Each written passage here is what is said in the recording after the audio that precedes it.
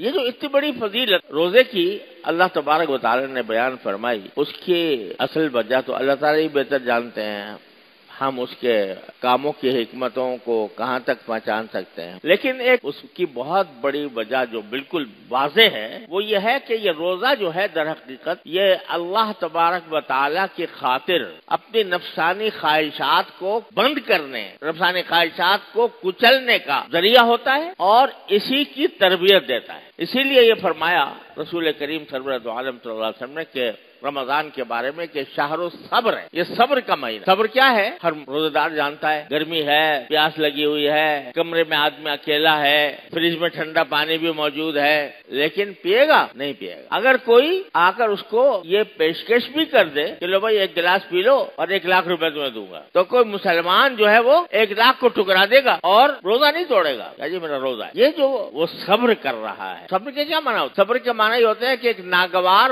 چیز ہے، ناپسندیدہ ہے اس کی خواہشات کے لحاظ سے، مگر وہ اس ناپسندیدہ کو اختیار کر رہا ہے، اس کو گوارا کر رہا ہے اور اللہ کی خاطر اپنی نفسانی خواہشات کو کچل رہا ہے۔ یہ بات اللہ تعالیٰ کو اتنی پسند ہے کہ اس لیے فرمایا کہ چونکہ میرے ہی لیے کیا اس نے یہ کام، اس میں ریاکاری بھی نہیں ہے، روزے میں ریاکاری بھی نہیں ہوتی عام طور پر، بلکہ جب رکھتا ہے آدمی تو اللہ ہی کے لیے۔ جیسے میں نے مثال دی کہ تنہائی میں بھی ہوگا تو روزہ توڑنے کا، ایک مومن روزہ نہیں توڑے، یہ جو بھوک کے باوجود کھا نہیں رہا، پیاس کے باوجود پی نہیں رہا، نفسانی خواہشات کے باوجود اپنے جائز جنسی عمل کو بھی اس نے چھوڑا ہوا ہے، تو یہ صبر ہے۔ اور انما یوفی الصابرون اجرهم بغیر حساب، قرآن کریم میں اعلان کر دیا کہ صبر کرنے والوں کو جو اجر ملے گا وہ بے حساب ہوگا، یعنی اور کا حساب ہے فلاں کا 10 گنا، فلاں کا 70 گنا، فلاں کا 700 گنا، لیکن صبر کا ثواب بے حساب ہے، اس کی گنتی نہیں ہو سکتی۔ اسی وجہ سے کہ بندہ اپنے خواہشات کو کچلتا ہے اللہ جل جلالہ کی رضا کی خاطر، تو یہ چیز بہت ہی پسند ہے اللہ تبارک و تعالی، اس لیے اس کا ثواب بھی بہت ہے۔ لیکن ساتھ ہی رسول کریم سرورت عالم صلی اللہ علیہ وسلم نے یہ اہم بات بھی ہمیں بتائی کہ ہے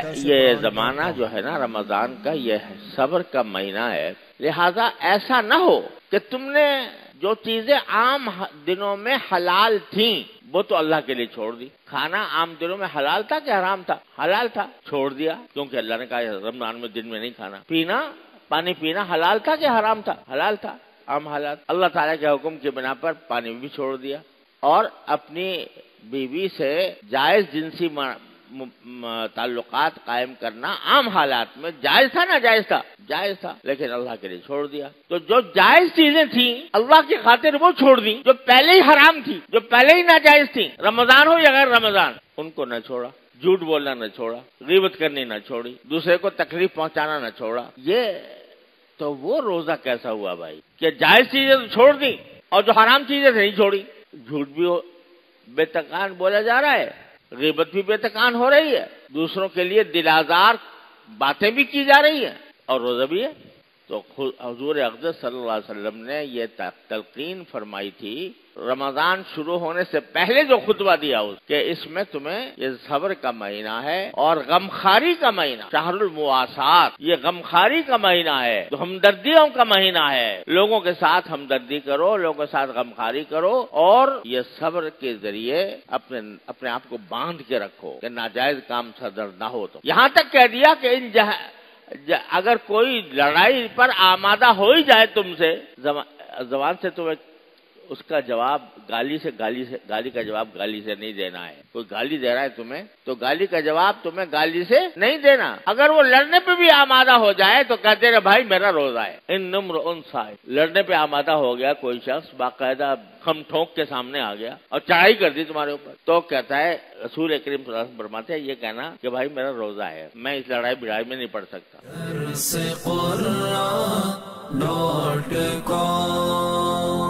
www.darsequran.com